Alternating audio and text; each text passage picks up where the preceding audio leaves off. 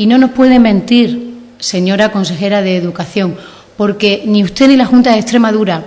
están compensando nada frente al recorte del 53% en el dinero destinado a las ayudas a los libros de texto que ha hecho el Gobierno de Rajoy con el silencio cómplice del señor Monago y de la consejera de Educación. No nos pueden mentir, porque los presupuestos generales de la Comunidad Autónoma de Extremadura, gobernando los socialistas, había 4,5 millones de euros y hoy que gobierna el Partido Popular hay apenas 2.100.000 euros. Con lo cual no nos puede mentir y le está mintiendo a los ciudadanos cuando habla de unas compensaciones que no son reales. Vamos a tener un grave problema con esto, señora consejera, y por eso usted no puede mentir a los ciudadanos. ¿Dónde van a estar los nuevos libros de texto, señora consejera?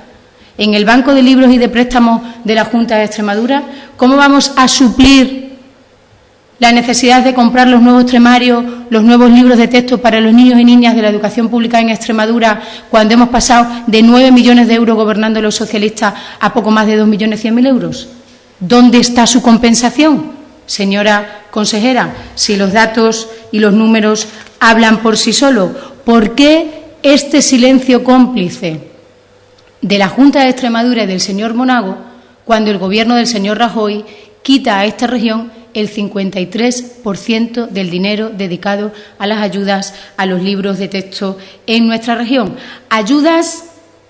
para quienes peor lo están pasando en estos momentos y más desprotegidas están, que son las familias en Extremadura, muchas de ellas con muchísimos problemas para poder atender a sus hijos en cuestiones fundamentales como la alimentación o el calzado. No pueden las familias extremeñas comprar más libros de texto y la Junta de Extremadura no compensa nada porque recorta el dinero Rajoy y lo recorta la propia Consejería de Educación, que, como digo, destina dentro de esa propia consejería casi más dinero a unos premios de teatro que a garantizar que todos los niños y niñas de Extremadura y aquellas familias que peor lo están pasando puedan comprar los libros de texto sin ningún problema.